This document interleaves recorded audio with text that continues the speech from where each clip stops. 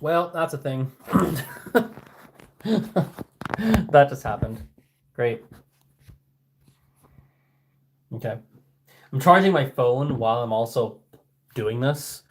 So balancing a phone when it's plugged in is a little awkward, but we will manage. Okay.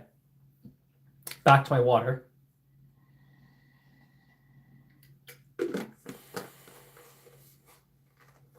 Okay. The time for this video felt right. The timing felt right.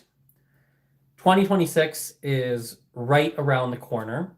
And because of that, this video today feels like the right video to be making. I've been learning languages for over 18 years now. It has been the central pillar of my life for a long time. And I'm someone who made the conscious choice for language learning to be the central pillar of my life. And I suppose what I would like to do in today's video over the next 20 minutes or so, something like that, is I'd like to walk you through how I used to view learning languages, what my initial perspectives were on what's effective, what isn't effective, what's meaningful, what isn't meaningful, and walk you through the evolution to how I feel about language acquisition now, over 18 years later. And I think that the viewpoint I have on language learning now, it truly is unique. I think it's actually, I might be the only person on earth who has this type of a perspective on what I believe about language acquisition now. But first, we have to rewind. We have to rewind to when I was 15. In fact, we got to rewind before that. Let's rewind to birth, when Azran was born. Okay, let's rewind there. So I grew up in an environment where 3 languages were used around me all the time. English, obviously. I'm born and raised in Calgary, Canada.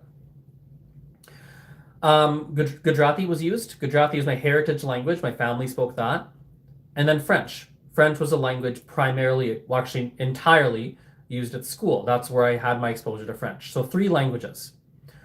So in the initial, as a child, just multilingualism was around me. It was around me, multilingualism, right? It was at school in French, home was Gujarati, like a lot of different languages were always around me.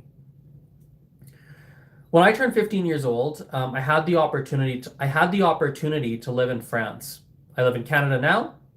I had the very unique privilege and opportunity to go to France.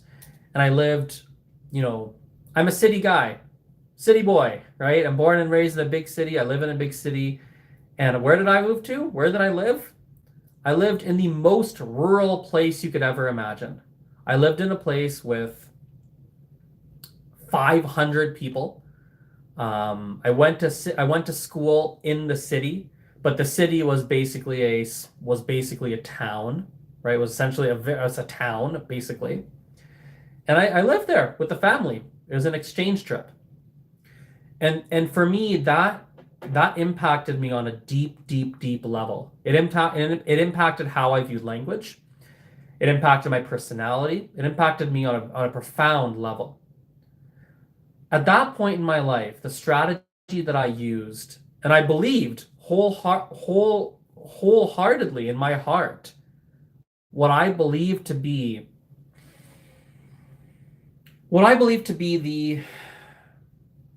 the way to learn a language was to take classes and then use immersion as a way to supercharge your progress. And that's what I did. So I went back to France multiple times. I would immerse myself locally. When I was learning Spanish, I took a lot of Spanish classes, but then I went to Peru. I had a local immersive environment even in Calgary with like a lot of Latino friends, and that was the strategy that I employed. I even took I majored in French and Spanish in university. So that gave me a simulated 4-year immersion in a way. So I really believed in this approach where the way to learn a language is to take lots of classes and pair your classes with lots of traveling and like immersive trips. So save up all this money, like don't spend a lot here. Like I would like spend nothing in Calgary. I'd like save up, spend it all on a trip and like really go and learn XYZ language. And that was the methodology I used from the age of 15 until 30, maybe 31. Basically for 15 years, that was, I fundamentally believed that was the way to learn a language. Okay, so that was that. I work in the language learning space. I work in this space, right? This is my life. This is all I do. And professionally, personally, this is what I do. And ever since I began working in this space, I started to see that other people had different ways to learn languages. I started to notice that there were different approaches aside from what I had discovered worked for me.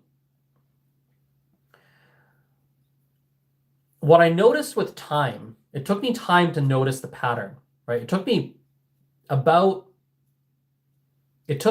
15 years to notice this pattern. But what I noticed was no matter what approach someone used, like no matter what approach you picked, classes, textbooks, apps, podcasts, some creative thing you invented by yourself, intensive courses, finding a girlfriend, talking to that person, finding a boyfriend, like who cares? Whatever approach you decided on using. Almost 100% of the time, you are not very likely to reach whatever fluency goal you had for yourself. Whatever fluency looked like. Everyone has a different idea what fluency means for them. But I started to notice that people didn't get to the finish line.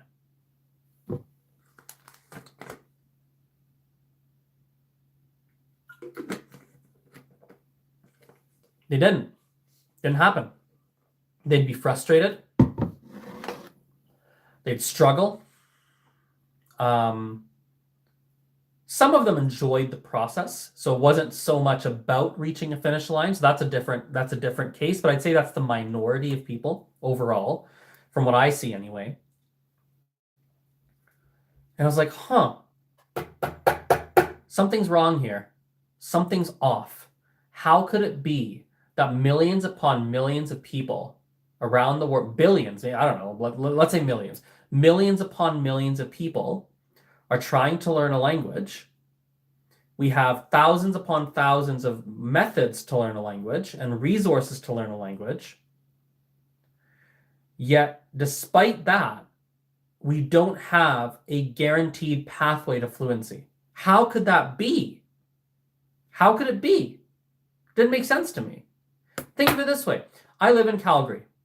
People drive. We're in a driving city. It's difficult to live here and not drive a car. You could, but it's harder. And guess what?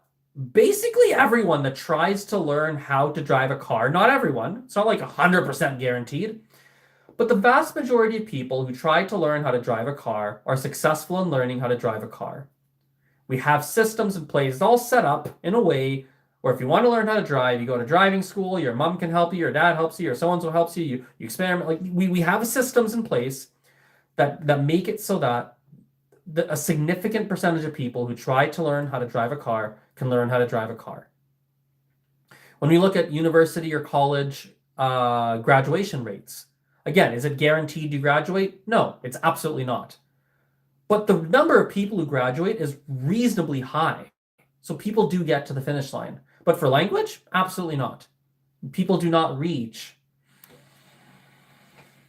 their personal finish line for learning a language. It doesn't happen. So like, okay, we have to change this. And that started the 3-year journey, or about three, not quite 3 years in, but 2023 is when I started this. The journey of figuring out how do you create a guaranteed pathway to fluency for someone based on their definition of fluency. Initially, my thought process was that fluency is all about, I thought it's all about measurement. I really thought it's about defining fluency in measurable numerical terms and then tracking what types of methods work, tracking what types of methods don't work. That's genuinely how I felt about it. That's really what I thought.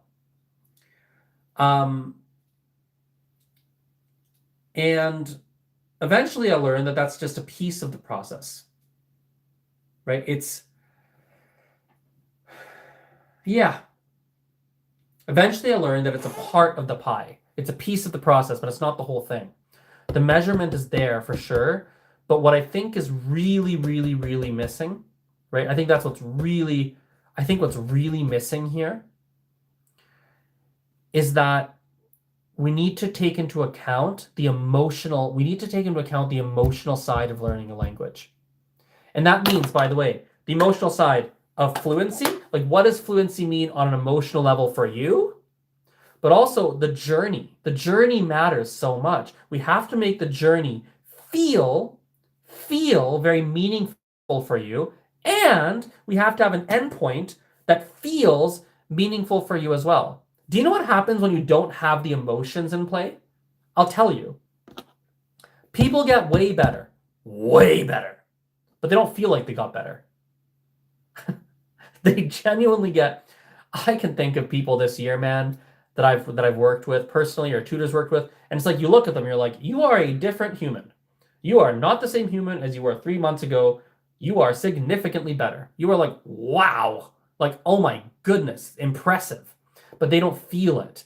They weren't connected in with. They didn't connect with that progress. And so there has to be the emotional side of things. There has to be the practical. The practical is like measurement and fluency and blah, blah, blah. And the emotional is like, how do you want to do this? How do you want to get to your fluency goals? What would make that feel? How would you like to get there? Do you want to take a weekly class? Like, does that sound interesting to you? Do you want to do it like more self-study based? Is this about, are we talking about maybe a more luxurious kind of a lap of luxury, lavish approach, where we take 5-star trips and we like go to fancy hotels and do Spanish in the fancy restaurants? Is it something where you drive home from work and your classes are done over your Bluetooth speaker while you drive? Is it something where you learn primarily through podcasts, where you listen on your own and figure it out? Is it something we do based on, is it like a personal concierge service where like you pay a flat fee and you're given everything you'd ever need? Like infinite classes, like an infinite unlimited package? Is it an intensive course where you sign up in Mexico and you go 6 months every day to class in a group? What is it? What is it? What is it? And of course, people don't know. They need help to figure it out, right? And I think like without, obviously this is a video. Like I don't have you in front of me. I can't like see you and like talk to you. But I guess you have live chat. But still, like we can't talk in the way that we could over Zoom or in person over tea or coffee. But I think what I would ask you to do if you're trying to find this answer for yourself, when you're trying to figure out what is the way for you to be learning this language that would actually genuinely work for you, that really is going to work. And of course, there goes the phone again. But when you're asking yourself that question, right? When you're trying to figure that out, I think it's about letting your creativity free. It's about setting your creativity free. That's what it's about. I made this weird. So here's something you might not know about me. The 2 people watching live, you get this insight about me that I don't talk about very often. You got a secret, and ready for a secret for the 2 people watching live? Okay, here we go. I'm obviously very logical. I'm a very logical human, but boy, do I also like, especially more and more as time goes on, I lean heavily into intuition. Intuition. I meditate. I get feelings about things and I just act on them, right? So one of the things the intuition I had about a month ago was the decision to have no more fixed hourly rates. So do you realize how weird that is? Could you imagine going to any service, a language class, your mechanic, a lawn mowing company, a computer store, your cell phone company, like anyone. Just imagine going to a company that offers a service or a product, and you go, hey, so what do you guys charge for phones? Hey, what do your guys' computers cost? And they go, yeah, we don't actually have any rates. We don't really have it. You'd be like, what the heck is wrong with this company? What does that mean? But my intuition was that was the right call. That's the decision I had to make. I was like, that's weird. Let's go with it, because my intuitions tend to be right. And what that allowed me to do was truly lean into creativity, truly lean into creating personalized fluency solutions. And it showed me that, listen, like, there might be a person where just a typical weekly class where you go to class once a week, you have a textbook, that makes sense. And then you charge the person, like, either you refer them somewhere else or I do it for whatever, but you charge them something that would be commensurate, that would match that, right? But more often than not, when you have a real conversation with people, what you find is that's not what they would ever need. We're so unique. Every single one of us is so unique that a canned solution is probably not what you need. Now, sometimes it is, but in most of the people I've been talking to, it's not really what you need. Like, the solutions you come up with are unique. They're always so different. Talked to one person where we talked about having private classes, like what you would for a language, but they're all recorded. Nothing live. Another person wanted a custom podcast-based program because he drives so much for work, but doesn't like the podcast on the market. So podcast episodes made specifically for his level, his needs, his interests.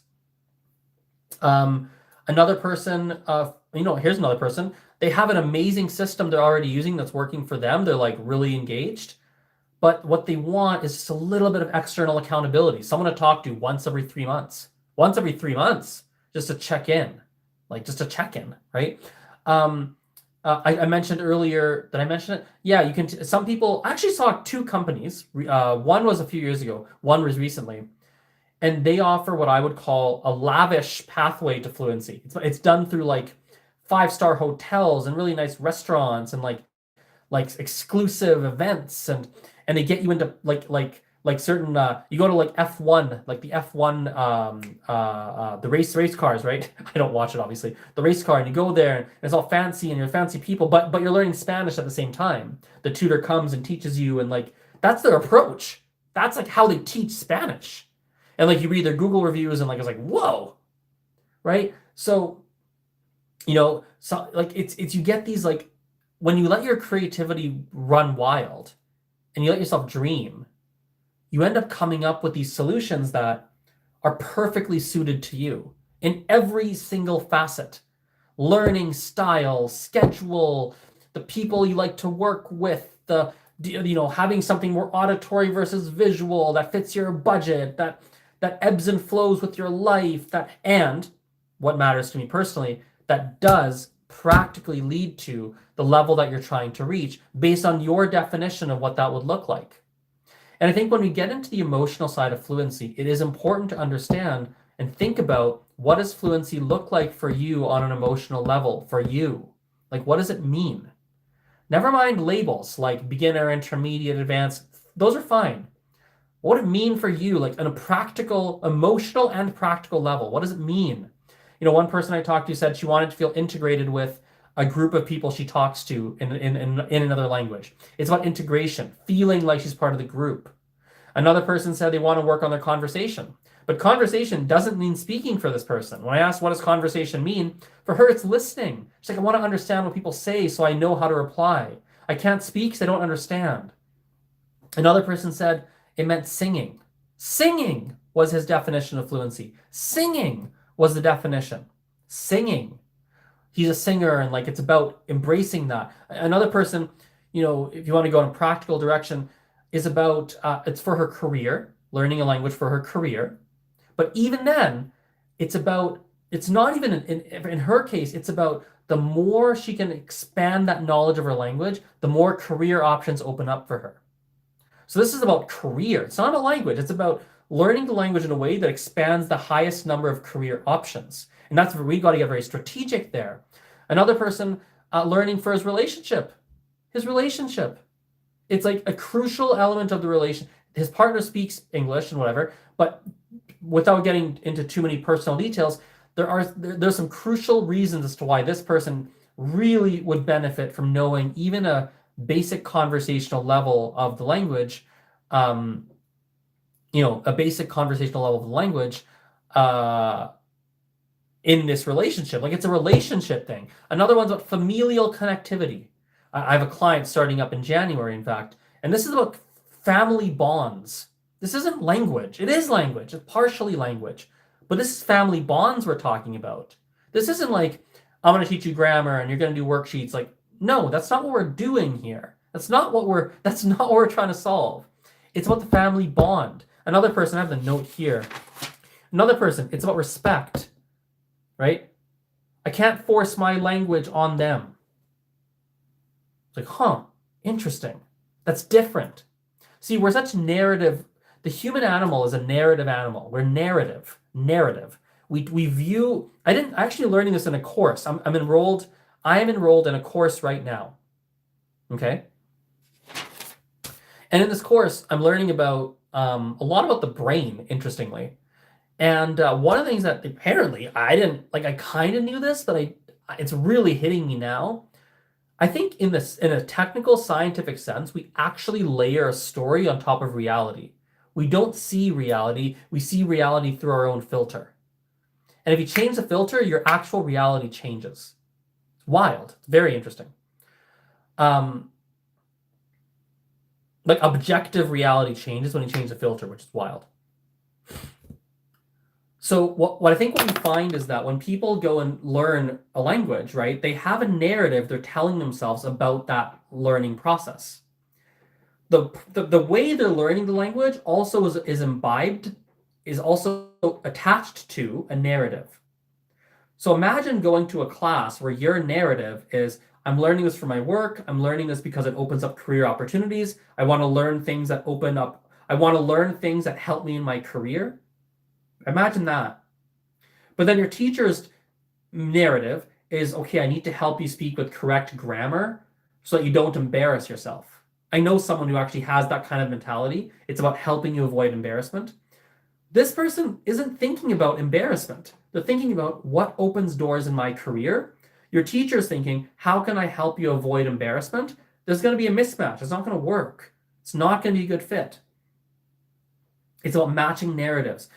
Even an app or a textbook or like everything has a narrative, even if it's not a teacher, right? If it's an app or a podcast or a textbook or who knows, like an actual, who knows what it is, right? Like a YouTube series, whoever made it had a narrative in mind, and their narrative may not match your narrative. It may not match. It may feel good, but it may not be a marriage. You might date them for 6 months. Like, you might find a podcast, right? And you love it. You love it for 6 months. And then you're like, not anymore. Well, you dated them. It's like going on a date with someone, but you didn't get married for life. You didn't have your 50-year marriage anniversary. That didn't happen. You dated for 6 months and broke up. Why? It wasn't a perfect fit. Your narratives weren't properly aligned. They're somewhat aligned, maybe for a while, then they're misaligned. Then they fell out of alignment. It's about maintaining alignment every step of the way until someone reaches that desired level of fluency. And I think this is the nice way to bring this all full circle, and then we can wrap today's video. I think I have a class, actually. What time is it? I have a student meeting in 15 minutes. So yeah, let's wrap it up here. One last thing that I'll finish. I told you that I have this guaranteed fluency program, right? And the goal of the program was very simple. The goal of the program was to create a reliable, guaranteed pathway all the way to fluency based on what fluency means for you. It's about that reliable pathway all the way to fluency. And doing that now, it's about doing that emotionally, but also objectively, making sure the objective measures also all add up. It's both sides of the equation. Now, in order for that to happen, I thought measurement was the secret. We have to measure fluency and make sure you're on track, which is true. But really what I'm realizing more and more now that we're almost 3 years into this, I'm noticing now that it's about maintaining alignment at every step of the way. The number one mistake that I made this year, and it really, my business this year, boy,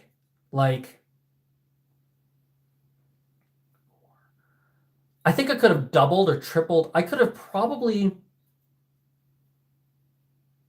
I could have at least, I feel pretty comfortable saying that my business could have done easy 25% more profit in sales and possibly double or triple the sales and profit if I just known this one thing. If I just realized, and it took me the whole year, it took me actually 3 years and 2 years, 2-3 years in a way to realize this. It's about when the student starts the classes, you find a certain alignment, but you have to make sure you're really in alignment. See, a student will make a purchase even if the alignment's a bit off. If you're like aligned like this and not like this, like you want to be aligned like this, but if they're aligned like this, they actually might still pay you. They might still make the purchase. But you weren't aligned from day one. Then you go, and then you get more and more so misaligned, and then the second purchase doesn't happen. Right? And the student might still walk away satisfied, by the way, or even like semi-satisfied, or like, oh yeah, it was pretty good. It was kind of worth it, but it wasn't perfect after. Like it still may be fine, right? But we didn't have that good alignment. It's about the emotional alignment, and that we stay in emotional alignment every step of the way. Very much like a romantic relationship. If you don't grow together, you grow apart. If you don't grow together, you grow apart. And just like in relationships, we get into bad relationships all the time. We don't want to, but we get caught up in something, right? Something else is at the wheel. I think it's the same thing with purchases. I think it's the exact same thing. And I think if you're really trying to guarantee that someone reaches the fluency, like whatever fluency means for them, yes, the measurement, all the logical stuff we've talked about throughout this video, the measurement and all that stuff, yes, like 100%, I think that's very important. I've learned that. Like that really has unlocked a level of educational ability, like teaching ability, that I didn't know was even possible. Like that I didn't know was possible. I was like, wow, there are things that we can do teaching wise. There's results we can drive for students. Like, oh my God, like that are almost superhuman level. But if you're in misalignment emotionally, I know someone this year who went from like how do I even put this into words? Someone who's like hanging out with like, how do I put this? Basically a complete transformation of fluency level. Like imagine going like beginner to intermediate, but doing so in like a couple of months. Like actually, like think about that. Like measure, we can use the data, we can look at the data and everything. Like, wow, actually. But the person doesn't feel like they made that. The person doesn't feel that progress. Doesn't feel like it was in alignment with what she was looking for and her vision of what fluency means. And so means nothing to her.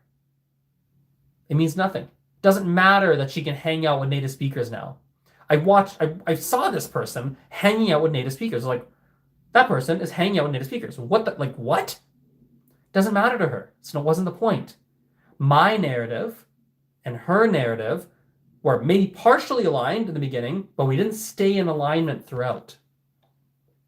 And in order to create that reliable pathway to fluency, that emotional alignment, our narratives must stay in alignment. We must focus on lots of active listening and communication. Like, this is not typical language teaching when you're trying to offer a guaranteed pathway to fluency. It really isn't.